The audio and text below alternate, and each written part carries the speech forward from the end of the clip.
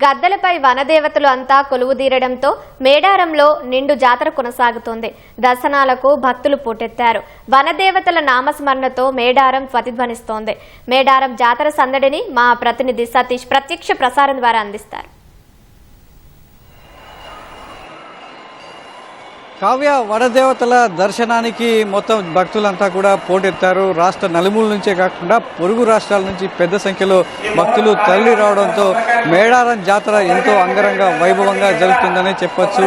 అడవి తల్లి నీడన ఆడబిడ్డల పండుగను ఎంతో వైభవంగా జరుపుకుంటూ తమ మొక్కులు చెల్లించుకుంటున్నారు భక్తులంతా. దీంతో 24 గంటల పాటు గద్దెల ప్రాంగణంలో గంటలు మారుమోగుతుండగా అమ్మవార్లకు ఎంతో భక్తి శ్రద్ధలతో భక్తులంతా కూడా చీర సారను అదేవిధంగా వాళ్ళు ఎత్తుబెల్లాలు ఏవైతే మొక్కులు కానుకలు ఉన్నాయో అవన్నీ కూడా చెల్లించుకుంటున్నారు. దీంతో మేడారం కనీ ఎరగని రీతిలో గత జాతరల కంటే ఈసారి ఎంతో వైభవంగా జరుగుతుంది. కోట్లాది మంది భక్తులు ఈసారి జాతరకు తరలి రావడంతో వనమంతా జనంగా మారిందని చెప్పొచ్చు. దీంతో 3 రోజులుగా జరుగుతున్నటువంటి జాతర రేపు ముగియనుంది.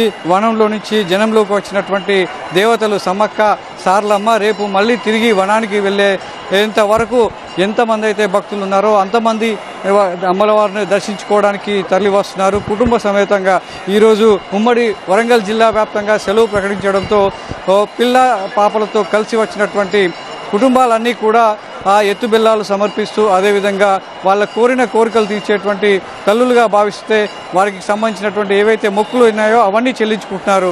ఒకవైపు సామాన్య భక్తుల తాకిడి, ఒకవైపు అయితే ప్రముఖుల తాకిడి కూడా ఈరోజు పెద్దగానే ఉందని చెప్పొచ్చు. చాలామంది రాజకీయ వ్యాపార ప్రముఖులతో పాటు రాష్ట్ర గవర్నర్ కూడా అమ్మవార్లను దర్శించుకొని కానుకలు సమర్పించుకోవడం జరిగింది. నిలువెత్తు బంగారంతో పాటు తులాభారం ఇచ్చేసి అమ్మవార్ల ఆశీర్వాదం తీసుకోవడం జరిగింది. సో ఇలా భక్తులు 24 గంటల పాటు సమ్మక్క సార్లమ్మ గద్దెల వద్ద భక్తుల రద్దీ కొనసాగుతూనే ఉంది.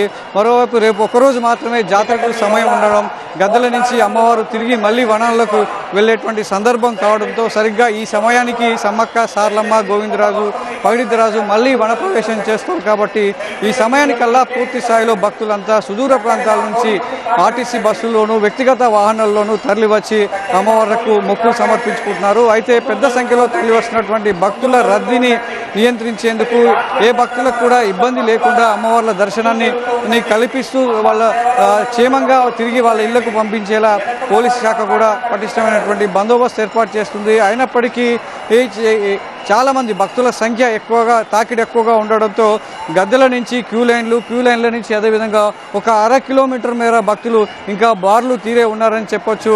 ఒకవైపు మొక్కులు చెల్లిస్తున్న కొద్దీ మరొక వైపు భక్తుల తాకిడి పెరుగుతూనే ఉంది. దీంతో గద్దెల ప్రాంగణం అంతా కూడా కిక్కిరిసిపోయిందనే చెప్పొచ్చు.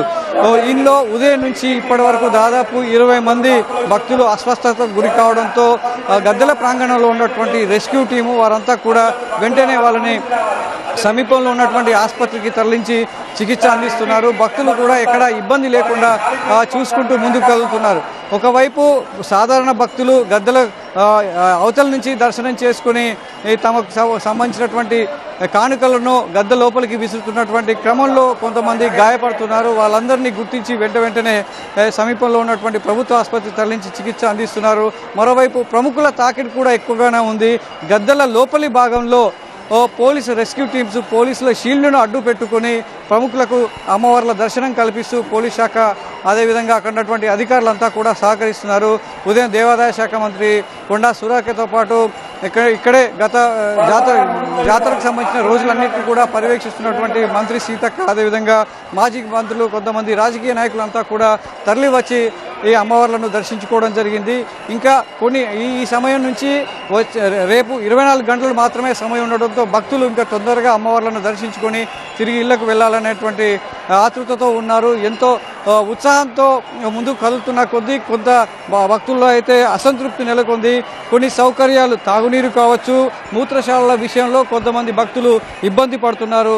క్యూ లైన్లు చాలా ఇరుకుగా ఉన్నటువంటి కారణంగా భక్తులు సరిగా ముందుకు కదలలేని పరిస్థితి ఉందని చెప్పేసి ఫిర్యాదు చేస్తున్నారు. కానీ భక్తుల ఫిర్యాదును పెద్దగా ఇక్కడటువంటి పోలీసులు కావచ్చు, ఆలయ సిబ్బంది కావచ్చు, నిర్వాహకులు ఎవరు పట్టించుకోవడం లేదు. ప్రభుత్వం కూడా ఇంకొక 24 గంటలు గడిస్తే ఇక్కడితోటే జాతర ముగుస్తుందన్నటువంటి ఆలోచన ధోరణి ఉంది తప్ప వసతులు చివరికి వచ్చేసరికి వసతుల విషయంలో పెద్దగా పట్టింపు లేదనేటువంటి విమర్శలు భక్తుల నుంచి వ్యక్తమవుతున్నాయి. ఇది మినహాయించి మిగతా అన్ని ప్రాంతాలు కూడా ఇటు గద్దెల వద్ద కావచ్చు, జంపన్న వాగు వద్ద నుంచి ఈ మార్గం అంతా కూడా పూర్తిగా భక్తుల రద్దీ అయితే కొనసాగుతుంది. ఇంకో 24 గంటల పాటు అమ్మవార్ల దర్శనం ఉంటుంది కాబట్టి సుదూర ప్రాంతాల నుంచి కూడా భక్తులు ఇటు మేడారంకు తరలి వస్తూనే ఉన్నారు. దర్శనం చేసుకుని మొక్కులు చెల్లించిన వారంతా కూడా తిరిగి ఇళ్లకు వెళ్తున్నటువంటి క్రమంలో ఆర్టీసీ కూడా ప్రత్యేకమైనటువంటి ఏర్పాట్లు ఇంకా ముమ్మరంగానే చేసింది. అదనపు బస్సులు ఏర్పాటు చేసి ఇక్కడ ఉన్నటువంటి భక్తులందరినీ కూడా క్షేమంగా వాళ్లకు ఇళ్లకు తిరిగి వెళ్లేలా ఏర్పాట్లు చేయడం జరిగింది. దీంతో ఇక 24 గంటల సమయం ఉండడంతో భక్తులంతా కూడా త్వరగా అమ్మవార్లను దర్శించుకునేందుకు పోటీ పడుతున్నారు. దీంతో క్యూ లైన్లో కాస్త రద్దీగా ఉందనే చెప్పొచ్చు. మొత్తం మేడారం అంతా కూడా ఇప్పుడు దేదీప్యమానంగా వెలుగుతుంది. రాత్రి కావడంతో పైన వెన్నెల వెలుగు, చుట్టంతా అడవి అంతా కూడా విద్యుత్ దీప కాంతుల వెలుగుల మధ్య భక్తులు అమ్మవార్లను దర్శించుకుంటున్నారు.